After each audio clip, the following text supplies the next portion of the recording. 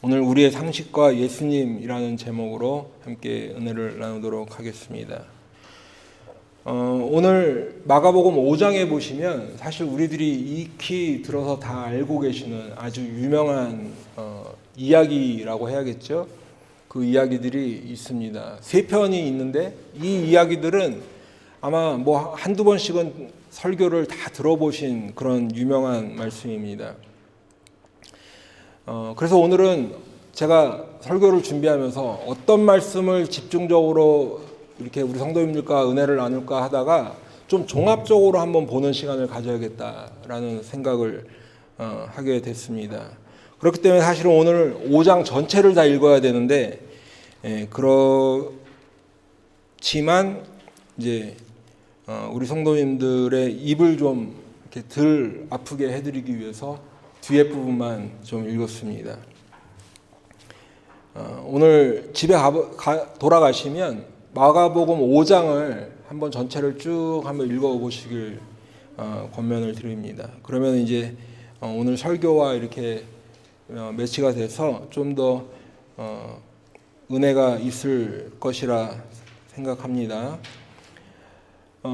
우리가 그러면 마가복음 5장에 어떤 이야기들이 있는가 한번 지금 다시 한번 살짝 돌이켜 보면 첫 번째는 우리가 무덤가에 살고 있는 귀신 들린 사람 이야기 이렇게 알고 있는 거죠. 거기에서 돼지떼가 2,000마리나 물에 빠져서 이렇게 죽게 되는 그러한 이야기들 다 알고 계실 것입니다.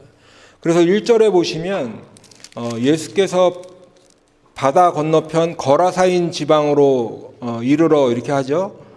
바다 건너편 거라사인 지방이다 하니까 여기서 바다는 갈릴리 호수라고 말씀을 드렸습니다.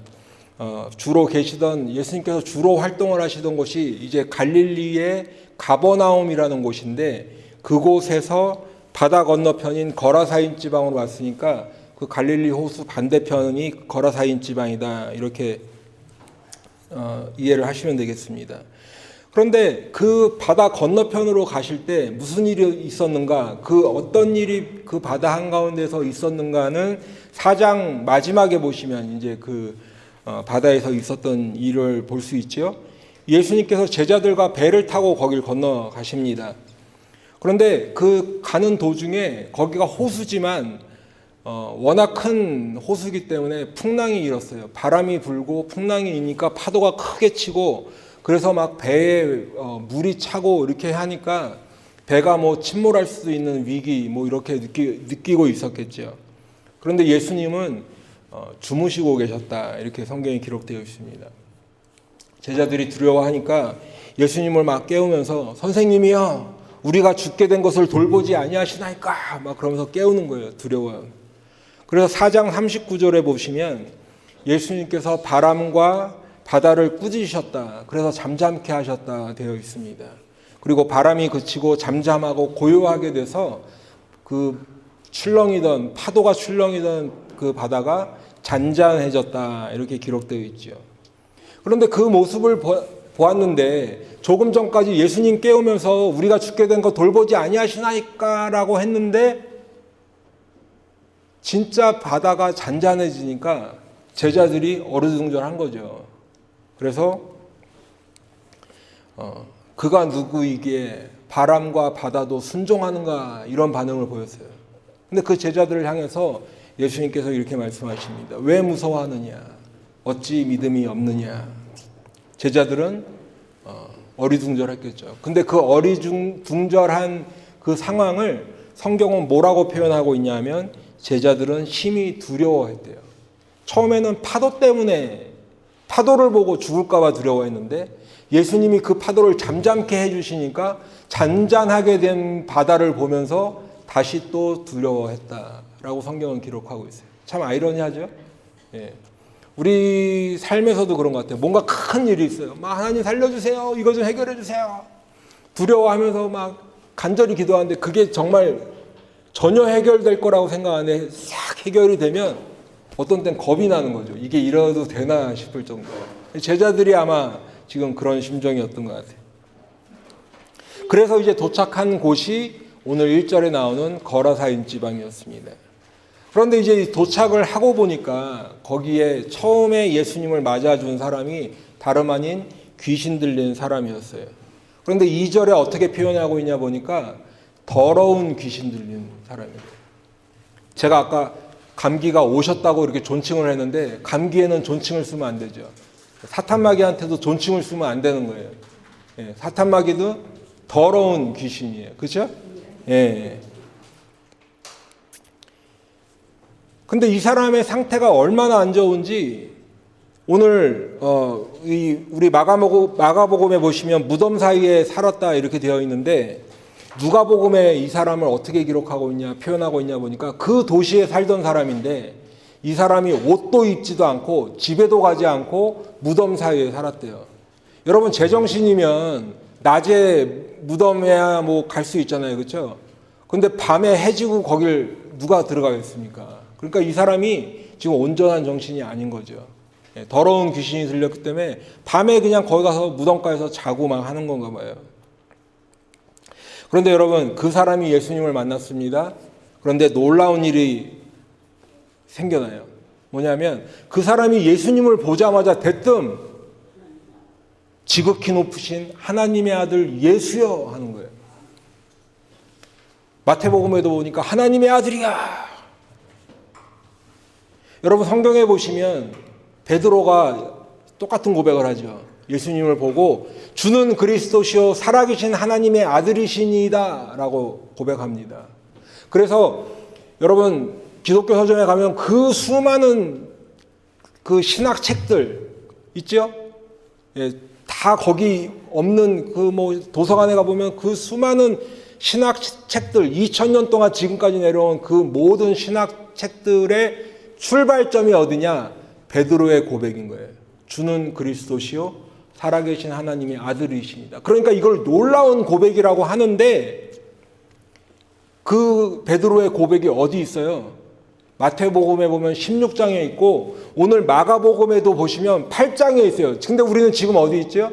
마가복음 5장. 그러니까 베드로의 고백은 나중에 8장에나 나오는데 5장에서 그 베드로가 했던 그 위대한 신앙 고백이라고 하는 그 고백을 지금 누가 하는 거예요? 귀신 들린 사람이 하는 거예요. 그냥 귀신도 아니고 더러운 귀신 들린 그 사람이 예수님을 만나자마자 지극히 높으신 하나님의 아들이시여 하는 거예요. 여러분 근데 우리가 이걸 보면 예수님이 하나님의 아들을 아는 것이 곧 믿음은 아니다라는 것을 알 수 있죠. 아는 것이 내가 그 예수님을 향해서 하나님의 아들이시네요 라고 했다고 해서 그것이 믿음도 아니고 신앙 고백도 아닐 수도 있다라는 거예요. 야고보서 발음도 안 나오네요. 야고보서 2장 19절 한번 찾아볼까요? 찾으시는 분이 한번 읽어주시길 부탁드립니다.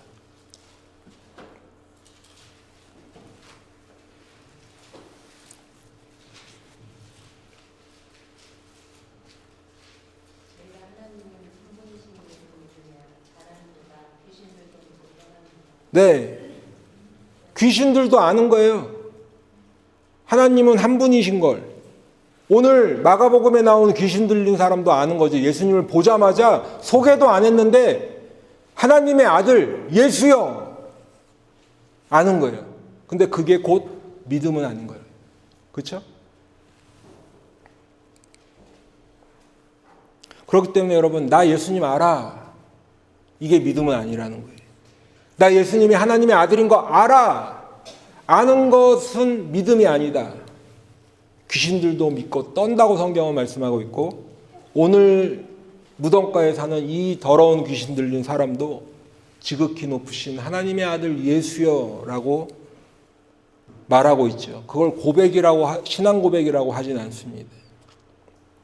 이 지금 귀신 들린 사람이 정말 베드로가 했던 그 놀라운 신앙 고백이라고 하는 그 신앙 고백을 하고 있는데 근데 성경에 보니까 베드로에게는 예수님께서 마태복음에 보면 복이 있도다 바요나 시모나 너가 복이 있도다 라고 칭찬해 주시는데 오늘은 뭐라고 그러세요? 더러운 귀신이 그렇게 얘기를 하니까 8절에 보시면 더러운 귀신아 그 사람에게서 나오라. 예수님이 상대를 안 하시는 거예요. 그렇죠? 더러운 귀신아 그 사람에게서 나오라 하시는 거예요. 여러분, 하나님은 우리의 찬양을 받으시길 원하시는 분입니다. 아멘. 우리가 예배 시간에 그래서 찬양도 하고 늘 찬양 가운데 사는 것은 하나님이 우리의 찬양을 받으시길 원하시는데 사탄 마귀에게는 아니라는 거예요. 여러분, 그러니까 찬양이 얼마나 우리한테 특권인지 아시겠죠? 우리가 찬양할 수 있는 이 목소리, 또 우리에게 이 찬양곡, 하나님께 찬양할 수 있다. 이게 정말 대단한 특권인 걸 꼭 믿으시기 바랍니다. 힘들어도 어려워도 여러분 우리가 늘 찬양 가운데 사셔야 될 줄로 믿습니다. 근데 사탄 마귀에게는 우리 주님이 찬양받기 원하지 않으세요. 왜 그럴까요? 왜냐하면 주님과 상관이 없기 때문에 그래요. 사탄 마귀랑 주님과는 뭐예요? 아들이에요? 손자예요? 친구예요? 아무것도 아니에요. 성경에서 오히려 원수라고 그러죠. 상관이 없는 거예요. 우리는 하나님을 아버지로 부르죠. 그래서 우리가 지난번 몇 주 전에도 제가 말씀드렸지만 한 가족인 거예요. 이제 하나님 안에서. 그래서 우리 주님은 우리에게 찬양받기를 원하시지만 사탄 마귀한테는 아니라는 거예요. 여러분, 오늘 마가복음 5장 7절에 한번 보시면 그 귀신이 자기 고백을 해요. 뭐라고 하냐면 하나님의 아들 예수여 나와 당신이 무슨 상관이 있나이까. 자기가 먼저 얘기하죠. 하나님이랑 나랑 상관없는데 나 좀 괴롭게 하지 말라는 거예요. 그러니까 자기가 귀신이 자기의 정체를 드러낼 때 자기의 그 정체성을 밝히는데 뭐냐면 나는 하나님과 상관없는 존재라는 거죠. 근데 우리는 어떻게 돼요? 하나님과 상관이 있어야 되는 거예요. 아멘? 우리는 상관이 있어져야 되는 거예요.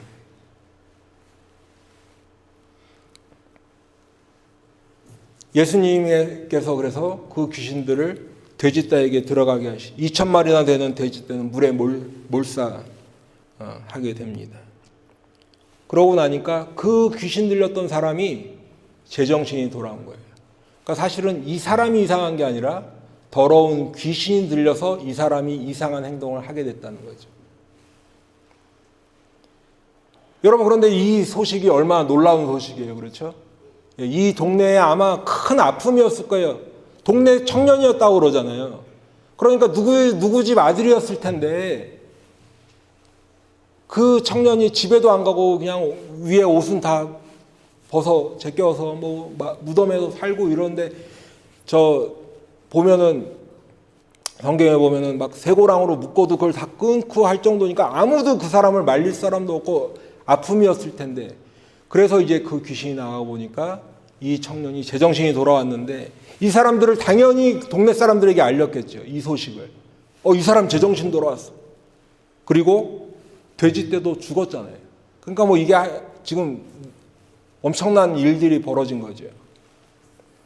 그 치던 자들이 알렸어요. 아마도 이 돼지떼를 직접 치기 원하지 않는 유대인이었을 수도 있고, 유대인들은 그 돼지를 부정하게 여겼으니까.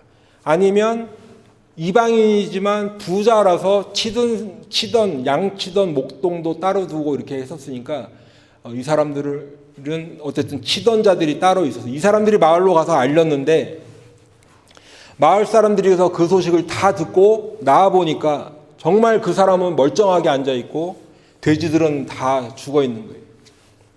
여러분, 그런데 여기서 또 놀라운 일이 하나 벌어집니다. 무슨 놀라운 일이냐면 17절에 보시면 그들이 예수께 그 지방에서 떠나시기를 간구하더라. 여러분, 이게 이해가 가세요? 여러분, 우리 생각에는 그 마을에 어떤 아픔이었던 그 청년, 그렇죠? 온전하게 됐어요. 제정신이 돌아왔어요.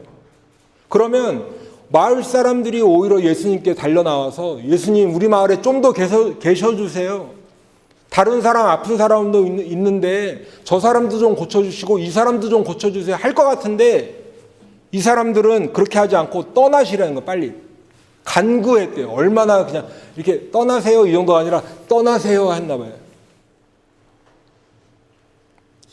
왜 그렇게 떠나시라고 했을까? 아마도 이 사람들 생각에 가축이 돼지만 있는 게 아니잖아요. 양도 있고 염소도 있고 소도 있는데 야 예수님 며칠 더 있다가는 다 죽겠다. 그렇죠? 한 영혼이 살고 죽는 게 문제가 아니라 내 재산, 내 양, 내 소, 내 염소까지 다 죽으면 난 뭐 먹고 사나. 더 이상 손해보기 싫다. 그러니 빨리 떠나시라는 거예요. 빨리. 그랬더니 어떻게 됐어요? 예수님도 떠나세요.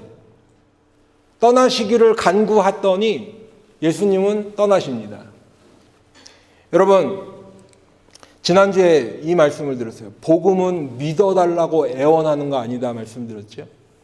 예수 좀 믿어주세요. 아니에요.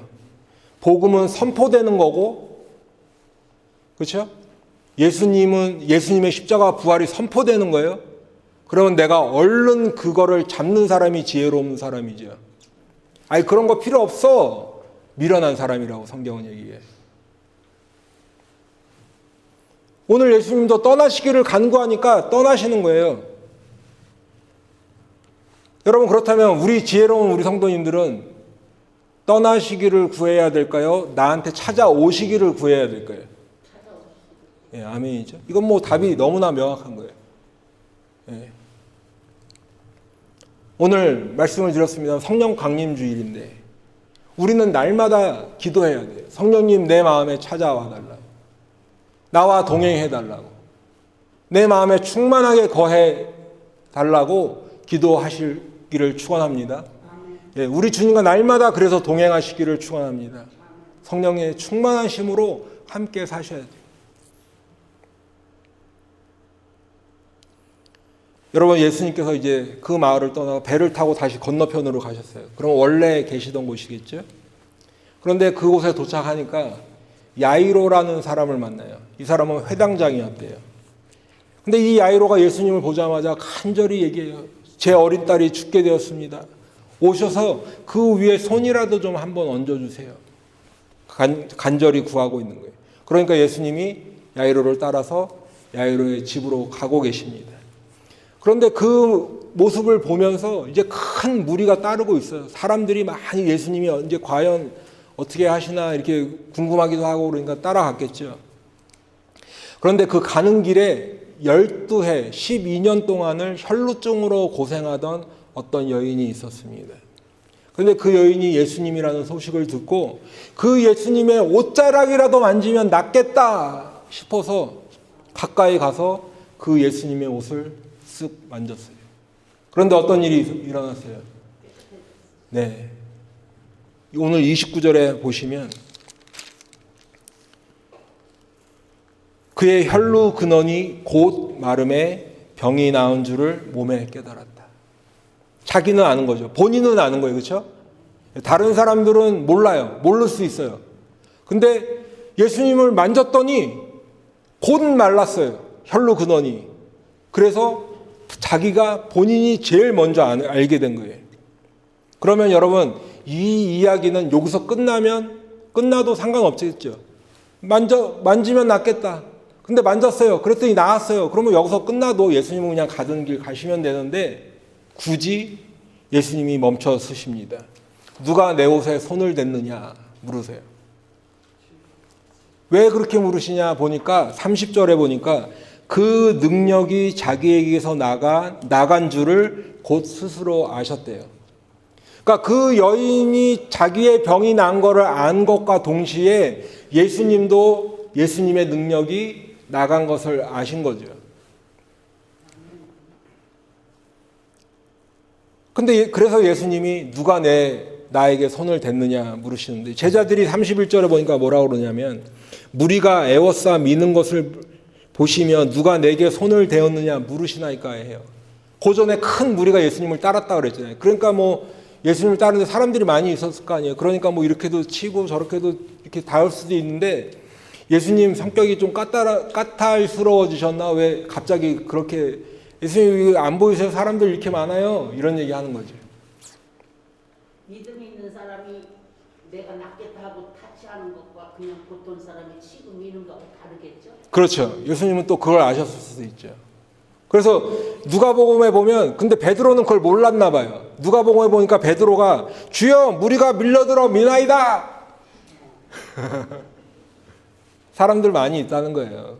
뭐 예수님 그 정도로 이렇게 그런데 예수님께서 굳이 가던 길을 아까 거기서 끝나도 되는 상황이라고 말씀을 드렸는데 굳이 그 길을 멈추시고 이렇게 말씀하신 이유가 32절에 나오는데 보니까 이 일 행한 여자를 보려고 둘러보셨다.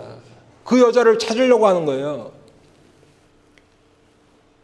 예수님은 자기에게서 능력이 나가서 누군가 고침받았다는 걸 알고 계시죠. 근데 예수님의 능력으로 그 사람이 누구인지도 사실은 아시는데 굳이 거기에 서셨다는 거죠. 그냥 가시지 않고 멈춰서서 굳이 그 사람을 찾는 거예요. 그 여인을 보시려고요. 근데 그 여인을 보시려는 거에서 끝나는 것이 아니라 성경에 보니까 그 여인이 그 사실을 보고 두려워 떨었다 이렇게 돼 있죠. 여러분 그러면 이 여인은 병을 고침받았는데 왜 두려워 떨었을까요? 예수님 몸에 타치했으니까. 네네네. 예수님 몸을 터치했기 때문에 떨은 거 맞는데 조금 더 자세한 설명을 드리면 예수님 시대 이 유대인 사회에서는 정결이 굉장히 중요해요. 정결. 그래서 우리가 성경에도 보면 뭐 정결 예식 이런 것도 나오죠. 근데 정결이 중요한 만큼 동시에 중요한 것이 뭐냐면 부정하게 되지 않는 것도 중요한 거예요. 왜냐하면 부정하게 되면 성전에 들어갈 수가 없어요. 유대인이라도. 네. 그런데 이 여인은 혈류병을 앓고 있었죠. 그래서 이 구약에 보면 여인의 유출병은 부정하다고 했는데 그렇기 때문에 이 부정한 상태로 다른 사람을 이 부정한 거잖아요. 지금 낫기 전에는 그렇죠. 부정한데 부정한 상태로 내가 누군가를 터치했다. 그러면 이 사람도 부정해지는 거예요. 근데 알든 모르든 상관없이요. 무슨 말인지 아시겠죠? 예. 그럼 내가 여기를 이렇게 가다가 툭 터치했는데 내가 부정한 사람이에요? 이게 부정한 거예요. 누군가를 터치했어요? 그 사람이 부정해지는 거예요. 그러면 어떻게 되냐? 나도 정결해지기 위해서 예식을 드리고 또 일정 기간 기다려야 되듯이 이 부정해진 사람도 성전에 가기 위해서는 정결 예식을 치르고 일정 기간 기다려야 되고 제물을 드려야 되고 하여튼 번거로워요. 그렇죠? 그렇기 때문에 이 여인은 그냥 터치해서 몸이 나았으면 거기서 끝났으면 제일 좋은데 예수님이 굳이 그거를 밝히시니까 두려워서 떠는 거예요. 왜? 부정한 상태로 누굴 만졌거든요.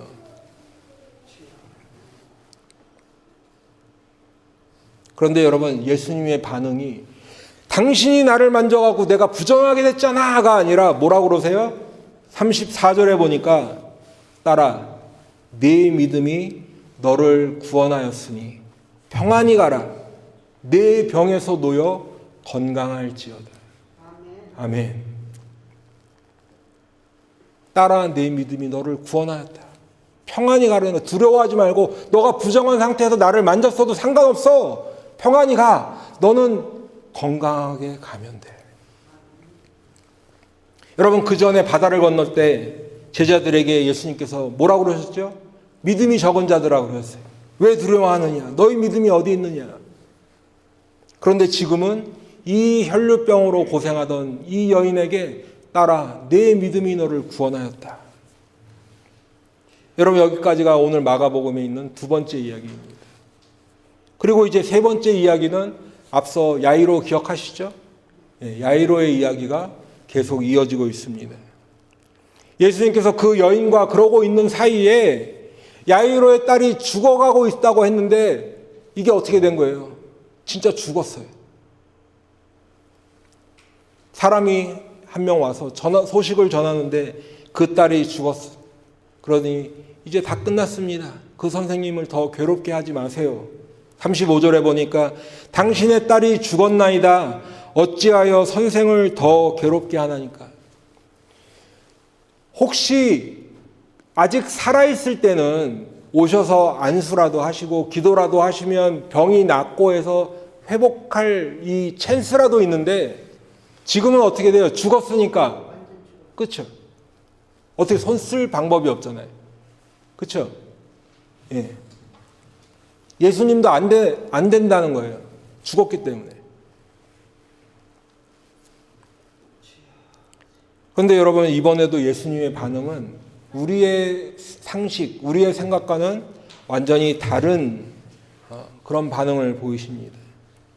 죽었다는 소식을 들었으면 아이고 어떡하냐, 내가 조금 빨리 갔어야 되는데, 이렇게 안타까워하시거나 아니면 그 아이의 죽음을 이렇게 슬퍼하시는 것이 아니라 뭐라고 하시냐 보니까 두려워하지 말고 믿기만 하래요.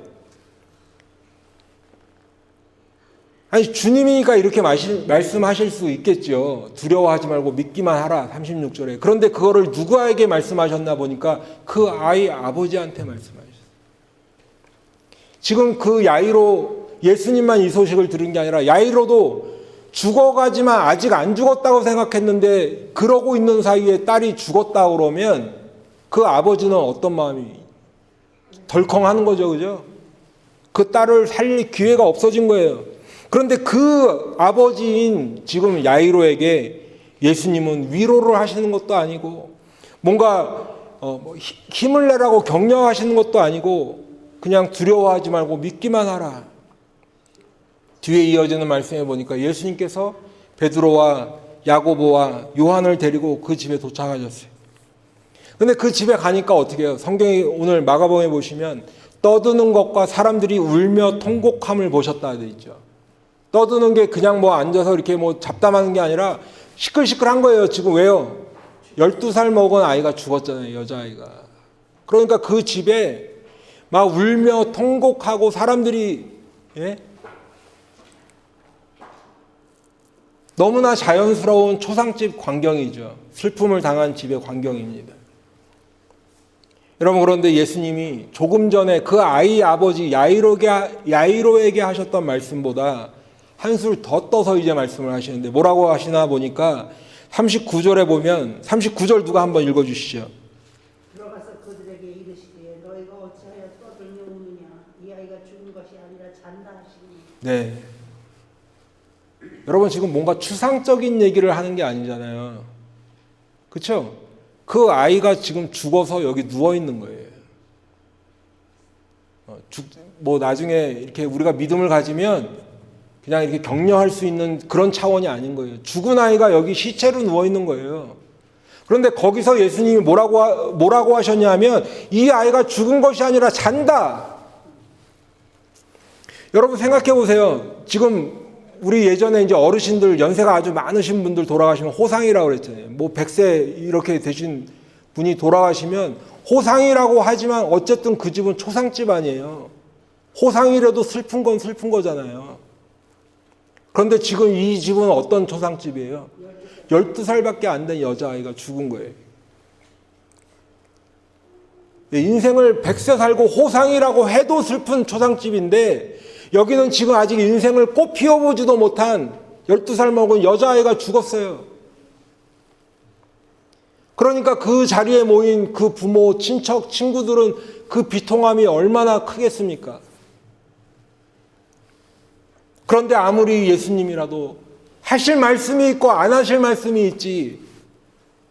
우리식으로 하면 예수님이 뭐라고 그러신 거냐면 야, 니네들 왜 이렇게 난리야. 지금 얘는 죽은 게 아니라 자고 있는데. 여러분 아멘 되세요? 아니 아멘이 되시냐 이 상황에서. 만약에 내가 그 일을 겪고 있는데 예수님이 오셔서 야, 이 아이 죽은 게 아니라 자는데 왜 이렇게 난리들이야 이러면 아멘 하시겠냐고요. 이게 쉽게 안 되는 거예요. 여러분 우리만 쉽게 안 되는 게 아니라 성경에 보니까 그 자리에 있던 사람들도 그게 이해가 안 된다 말이에요. 40절에 보니까 뭐라고 돼 있어요? 그들이 비웃더라. 누가복음에 보니까 그들이 그 죽은 것을 아는 거로 비웃더라. 그냥 비웃음 정도가 아니라 왜요? 제가 아까도 말씀드렸지만 이 여자아이는 지금 여기 누워 있잖아요. 죽어서 누워 있는 거예요. 움직이지 않는 거예요. 숨을 안 쉬는 거예요. 그냥 관념적인 게 아니라 여기 그 아이가 지금 현재 누워 있잖아요. 죽은 아이를 앞에 놓고 여러분, 비웃는 이 사람들이 상식적입니까? 잔다고 하시는 예수님이 상식적입니까? 여러분, 그런데도 예수님은 끄떡 안 하시죠. 아랑곳 안 하세요. 그리고 그 부모와 베드로와 야고보와 요한을 데리고 들어가셨어요. 그러더니 다른 거 없이 그 아이 누워있는, 죽어서 누워있는 그 시체, 그 여자아이의 손을 잡아서 아이야 일어나라 달리다굼 하시는 거예요. 그랬더니 어떻게 됐어요? 그 아이가 일어났어요. 죽은 아이가 일어났어요. 이제 그 선생님 더 이상 괴롭게 하지마 끝이야 라고 했던 그 죽은 아이가 예수님의 달리다굼 한마디에 일어난 거예요. 누가복음에 보니까 그 영이 돌아와서 그 아이가 일어났다 기록하고 있어요. 그런데 그 성경에 보니까 그 아이는 일어난 거에서 그치지 않고 일어나서 걸었죠. 예. 이 아이가 죽었으면 좋겠다 그런 소망이 아니라 조금 전까지 죽어서 누워 있었던 그 시체, 숨 안 쉬던 그 죽은 아이가 예수님이 달리다굼 하시니 일어났고 걸었어요. 예수님께서 먹을 것을 주라고 하시니까 그 아이가 완전히 살아난 게 맞는 거죠. 여기까지가 오늘 마가복음에 있는 세 번째 이야기입니다. 여러분, 지금까지 마가복음 5장에 있는 세 가지 이야기를 말씀드렸고, 더 길게는 그 마가복음 4장에 있는 이야기까지 이렇게 말씀을 드렸는데, 오늘 말씀의 중심에 보면 예수님이 베푸신 기적이 있었죠. 이 바람과 파도를 잔잔케 하셨고, 또 더러운 귀신이 들린 사람, 아무도 손 쓸 수 없는 그 사람을 귀신을 쫓아내시고 온전한 정신이 돌아오게 하시고, 그리고 그 사람은 이제 데가볼리라는 곳에까지 가서 예수님을 전파하는 그런 일들이 벌어졌습니다. 또 12년 동안 혈루증으로 고생하던 여인, 오늘 26절에 보면 많은 의사를 찾아다녔지만 병은 낫지도 않고 가진 것도 다 허비하고, 또 하지만 아무 효용은 없어서 병은 더 중하에 가던 그 여인의 병을 예수님의 옷자락을 만짐으로 깨끗하게 고쳐주셨습니다. 그뿐만 아니라 조금 전에 나누었던 것처럼 죽은 야이로의 그 죽은 아이, 죽은 딸, 그 손을 잡아서 이끄시니까 달리다굼 소녀야 일어나라 하셨을 때 말씀만으로 이 죽은 아이를 살려주신 것입니다. 그래서 보면 자연도 주님 앞에 순종을 하였지요. 귀신 들린 사람도 깨끗하게 되었어요. 병이 든 육신의 병으로 고생하던 여인도 고쳐주셨고, 심지어는 죽은 아이조차도 살려주셨습니다. 이것들이 예수님께서 베푸신 기적들입니다. 여러분, 그런데 우리가 이 예수님의 기적을 넘어서 또 한 가지 제가 지금 오늘 여러분들과 함께 나누길 원하는 것은 이 이야기 속에 등장하는 사람들이 있어요. 그렇죠? 먼저는 예수님의 기적을 직접 경험한 당사자들이 있죠. 그 혈루증의 여인, 또 이 12살 먹은 아이, 그 귀신 들렸던 사람, 당사자들이에요. 그렇죠? 그런데 그 당사자뿐만 아니라 가까이서 지켜본 사람들이 있어요. 그 기적을. 가족, 친구들, 가까이서 지켜본 사람들이 있어요. 그리고 또 다른 사람은 큰 무리, 군중이라고 표현된 사람들, 그냥 휩쓸려 다니는 사람들이 있어요. 그런데 그 사람들을 향해서 어떤 사람은 예수님께서 믿음을 칭찬해 주시는 사람이 있어요. 또 어떤 사람에게는 믿음이 없다 책망하기도 하셨죠. 또 어떤 사람에게는 내 믿음이 너를 구원하였다 말씀하기도 하시고, 또 어떤 사람에게는 믿기만 하라, 두려워하지 말고 믿기만 하라 이렇게도 말씀하셨어요. 여러분, 그런데 이 사람들 말고 또 다른 무리의 사람들이 있는데 바로 예수님과 다른 시각을 가지고 있는 사람들이에요. 예수님과 다른 관점을 가지고 있는 사람들이에요. 어떤 사람들이 그런 사람들이 있나 보니까 바로 파도 앞에서 그 풍랑 앞에서 두려워 떨던 사람들이죠. 그래서 선생님이여 우리가 죽게 된 것을 돌보지 아니하시나이까 라던 사람들이, 귀신 들린 사람이 제정신이 되었지만 그 돼지떼 2,000마리가 몰사한 것을 보고 그 지방에서 떠나시기를 구했던 사람들이 있어요. 예수님이 이 겉옷을 만져서 내 병을 고쳐줄 수 있을 거야 라고 했을 때 사람들이 많아서 밀고 있는데 그렇게 말한 제자들도 있었어요. 죽은 아이를 위해서 슬퍼하다가 죽은 것이 아니라 잔다고 하시니까 야, 상식적으로 말이 안 되는데 하면서 비웃었던 사람들도 있는 거예요. 그런데 여러분, 이 지금 말씀드린 네 부류의 사람들의 공통점이 있죠? 바로 대단히 상식적이라는 사람들이에요. 상식적인 거예요. 여러분, 바람과 조그만 배를 타고 있는데 바람이 불고 파도가 치고 물이 막 들어오는데 야, 너무 감사하다, 잘 됐다 이런 사람이 자연스러운 거예요? 아니면 두려워 떠는 사람이 자연스러운 거예요? 네, 맞습니다. 어느 날 예수라는 분이 갑자기 우리 동네에 나타나서 그 동네의 아픔이었던 그 청년, 무덤가에서 살던 그 청년, 그런데 그 청년을 고쳐주신 거로만 끝났으면 좋은데 우리 주위에 있던 사람들의 막대한 재산을, 손실을 가져온 그 예수님에게 우리 마을에서 떠나달라고 요구하는 게 자연스러운 행동이라는 거예요. 사람들이 막 예수님을 밀 때 빨리 지나가시기를 요구하는 제자들도 우리가 충분히 이해할 수 있는 범위 내에서 한 말들이라는 거죠. 아이가 죽은 초상집에서도 누가 봐도 죽은 아이인데 그 아이를 자꾸 잔다고 하시니 비웃은 사람들, 상식적인 반응이라는 거예요. 그 사람들이 특별히 죄인이라서 이런 반응을 보인 것이 아니라 우리 일상생활에 충분히 일어날 수 있는데 그 상식적인 반응을 보였다는 거죠. 여러분, 그러면 이 사람들은 왜 이런 반응을 보일까? 지금 말씀드린 대로 우리 삶에서 충분히 할 수 있는 반응이라는 거예요. 아마 저 같아도 이때 이 자리에 있었으면 그렇게 했을 가능성이 더 많지요. 그런데 여러분, 상식적이긴 하지만 사실 이 사람들은 왜 이런 반응을 보일까? 그분이 누구인지를 모르기 때문에 그런 거예요.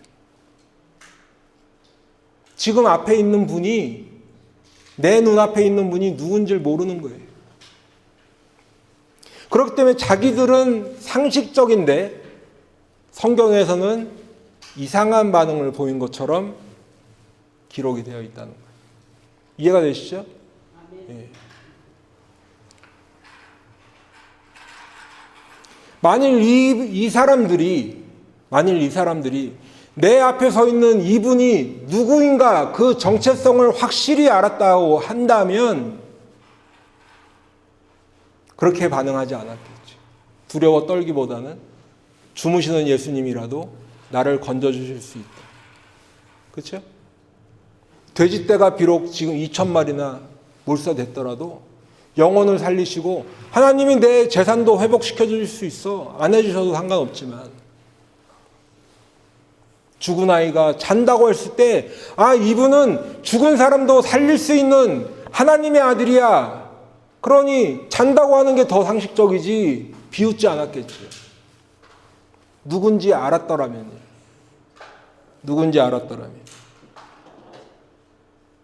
하지만 이 사람들을 포함해서 저부터도 또 우리 세상의 많은 사람들은 예수님을 알려고 하기보다는 뭐를 의지해요? 내 경험을 의지하는 거예요. 내 인생 경험이요. 내 지식이요. 그렇죠? 예. 그렇기 때문에 우리들은 그것을 상식이라고 부르지만 예수님 앞에서도 그 상식적인 반응을 밖에 보일 수 없다라는 거예요. 여러분, 그런데 우리들의 믿음은 우리들의 상식을 뛰어넘는다는 것을 꼭 기억하시기 바랍니다. 여러분, 그렇다고 해서 우리가 상식을 뛰어넘는 믿음을 가져야 됩니다 해서 우리가 흔히 얘기하는 몰상식이나 막무가내 이런 걸 제가 말씀을 드리려는 것이 아니라, 제가 말씀드리려는 그 의미는 예수님은 우리가 알고 있는 지식과 상식을 뛰어넘으시는 분이시라는 것을 꼭 기억하시길 바랍니다. 예수님은 우리의 인생 경험도 뛰어넘으시는 분이에요. 그리고 우리는 그 예수님을 믿는 믿음으로 살아야 하는 믿음의 사람들이 되어야 할 줄로 믿습니다. 여러분, 우리 인간들은 한계가 있죠. 어떤 한계가 있는가? 아무리 과학기술이 발전해도 이 지구 안에서 우주 끝을 보려고 하는 것밖에 우리가 할 수 없어요. 혹시가 아니라 우리 지금 과학이 좀 발전해서 지구 밖을 나가긴 하죠. 달나라도 가고 우주 밖을 나가긴 하지만 그래도 여전히 우리 인간의 시각은 어디예요? 우주 끝을 볼 수밖에 없어요. 끝을 향할 수밖에 없어요. 저기 가면 뭐가 있을까? 그렇죠? 예, 여기서 우주 끝을 볼 수밖에 없는 그런 시각밖에 없는데, 하나님의 시각은 다르다는 거예요. 하나님의 시각은 우주 밖에서 우리를 보실 수 있는 시각이라는 거예요. 우리와 완전히 다른 반대의 시각을 가지고 계신 것이 바로 하나님이시라는 걸 꼭 기억하시기 바랍니다. 하지만 하나님은 우주 밖에서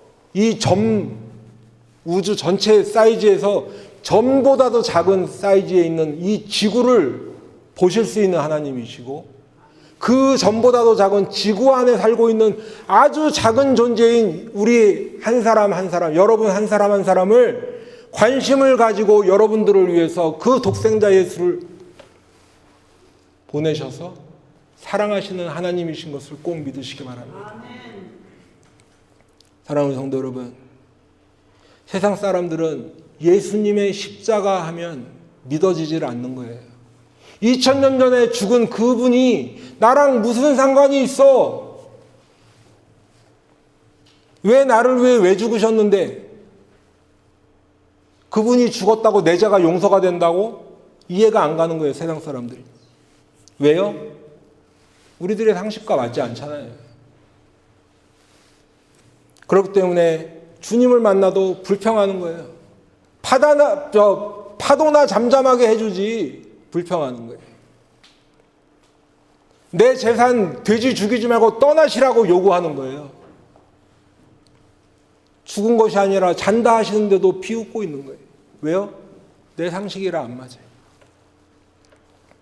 여러분, 고린도전서 1장 18절에 보시면 십자가의 도가 멸망하는 자들에게는 미련한 것이요 구원을 받는 우리에게는 하나님의 능력이라. 여러분, 여기서 십자가의 도라고 우리 한국말에 번역되어 있으니까 십자가의 도가 뭐예요?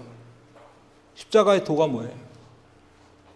십자가의 도라는 것은 십자가의 진리라고도 번역하면 더 좋고, 십자가의 이치 이렇게도 번역하면 좋은데, 쉽게 얘기해서 십자가가 가지고 있는 의미라는 거예요. 의미. 예. 십자가에서 예수님이 죽으셨고, 십자가에서 흘리신 피로 말미암아 내 죄를 사하셨고, 그래서 우리 예수님이 내 죄값을 치러주심으로 우리는 구원받는다라고 하는 그 십자가의 도가 멸망하는 자들에게는 뭐라는 거예요? 아유, 저런 미련한 것들. 무슨 십자가가 나를 구원해. 멸망하는 자들이 그런다는 거예요. 그런데 구원을 받는 우리에게는요, 뭐래요, 성경에서? 지금 뭐라고 그랬어요? 고린도전서 1장 18절에서. 구원받는 우리에게는 십자가의 도가 멸망하는 자들에게는 미련한 것이요 구원을 받는 우리에게는 하나님의 능력이라. 아멘. 하나님의 능력이래요. 예수님이 십자가에서 죽으셨어. 이게 멸망하는 자들에게는 미련한 것일지 몰라도, 하지만 십자가에서 죽으신 그 예수를 믿는 우리들에게는 그 십자가야말로 바로 나를 살리고 나를 구원하는 하나님의 능력이 거기 있다라는 것입니다. 여러분, 우리 한번 생각해 보기를 원합니다.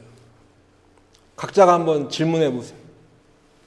나는 어떤 사람인가? 십자가의 도가 미련한 것으로 생각되는가? 아니면 십자가의 도가 구원을 받는 우리에게는 하나님의 능력이라고 믿어지는가? 여러분, 우리는 죽은 아이 앞에서 죽은 것이 아니라 잔다고 하시는 그 예수님 말씀 앞에 아멘 하는 사람입니까? 아니면 내가 죽은 것을 아는데 비웃는 사람입니까? 비록 내가 키우던 돼지가 물에 빠져 죽을지언정 더러운 귀신에 이 들려서 괴로움 당하던 그 영혼이 살았구나. 잘됐다. 예수님 우리 마을에 좀 더 계셔서 다른 연약한 사람들 고쳐주세요. 그렇게 말하는 믿음의 사람일까요? 아니면 야, 예수님 우리 마을에 조금 더 며칠만 더 계시다가도 아주 거지 되겠다. 빨리 떠나시라고 얘기해야겠다 하는 사람일까요? 여러분, 우리가 이 지금 말씀을 한번 기억하시면서 한번 기도하기를 원합니다. 우리는 교회에 나와서 매주 예배도 드리고 또 나는 크리스찬이라고 예수 믿는 사람이라고 하지요.